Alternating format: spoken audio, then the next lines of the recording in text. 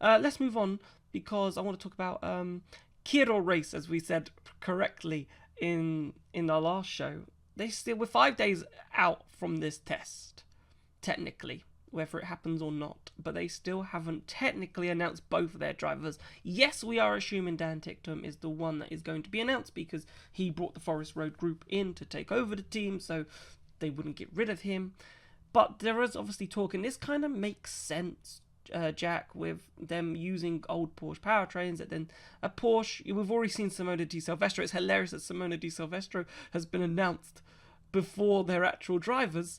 But yeah, Simona Di Silvestro, because it caught me off guard that I thought, hold on, is she the actual driver? Because they hadn't actually announced anything. But obviously, she's a Porsche driver herself, and she's going to be doing the women's only test. So it kind of makes sense that if they are going to go to David Beckman, that David Beckman could be partnering Dan Ticktum and poor Sergio Sette through no fault of his own. I think he's had a brilliant Formula E year, might find himself on the sidelines for a year. Yeah, I think obviously, no matter what anyone in Stuttgart might say, I think that this is Porsche's influence being wielded slightly, because they obviously are using Porsche powertrains. We're seeing, of course, that the other customer team of Porsche have got Nico Muller, who's all Yeah, of a sudden a Porsche Works driver as soon as he becomes an Andretti driver. So you can see the David Beckman thing is a link that makes perfect sense. Um, there are other drivers in the frame that has been widely reported.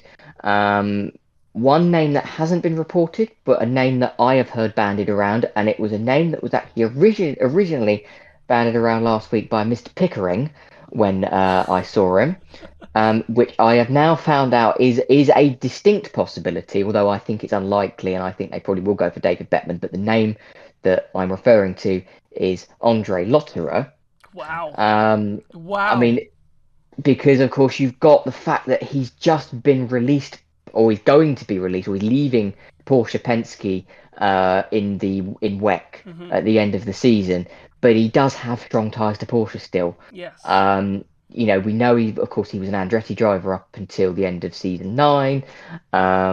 He still had some links to Porsche in season 10. Obviously, did a lot of TV work on Formula E, but And did a it smashing was job with it, I must admit. he did indeed, actually. Yes, yes. So it would be our loss if it was the case. But I also know that I think Andre spent most of his spare time on every weekend he was covering Formula E on television. He spent most of his spare time in the Porsche garage. So I Yeah. don't think there's going to be um, much ill feeling in terms of the leaving the WEC team. Um, so I think it's an option for them. And that's certainly what I've heard since Pico actually mentioned it. It's now been something that's been brought to my attention, but um, I still think Beckman's going to be the obvious choice. He's got Formula E experience. He obviously is the Porsche Yes. reserve driver, um, and he's of a slightly less mature age than Andre Lotterer. I'll try and put that as politely as possible.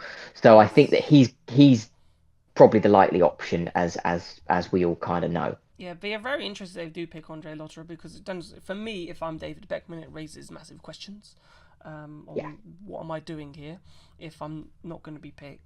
But a quick word on Sergio Sette Camera because a bit like Robin Frijns, I suppose, in season 4 when BMW took over and he was an Audi driver and he lost his seat with that Andretti team at the time, but then obviously found his way back in thanks to Andretti to becoming a customer team of Envision.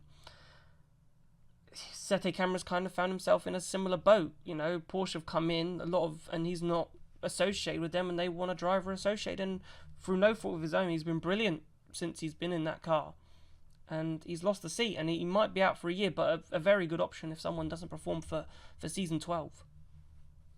Oh yeah, I don't think there's any doubting that Sergio is a very, very competent driver, and I think that I've spoken to Formula E fans and other people who have not rated him as highly as I think you or I have. I think that the point I would make is it's very, very hard to know how good a driver is, particularly when they were driving an ERT. Well, if he's Um, making it into the Jules, I think he's doing a good job. Exactly. So if you can do that, then it's not a bad sort of result turnover. Let's put it that way. So I think he's unfortunate. I think he's unfortunate in the sense that um he's not two things that parties involved in that team want. He's not an American, which is what I think Forest Road want, and they want that long term. But of Yep. course, he's also not connected to Porsche, so he's losing out in two different ways, and that's unfortunate. But as we know, at any level, no matter what it is, that's motor racing. I mean, we Yep. see it in Formula One. So, if you're going to be, if you're of a certain background and of certain affiliation to some teams or not, as the case may be, then you're going to find yourself out on your ear.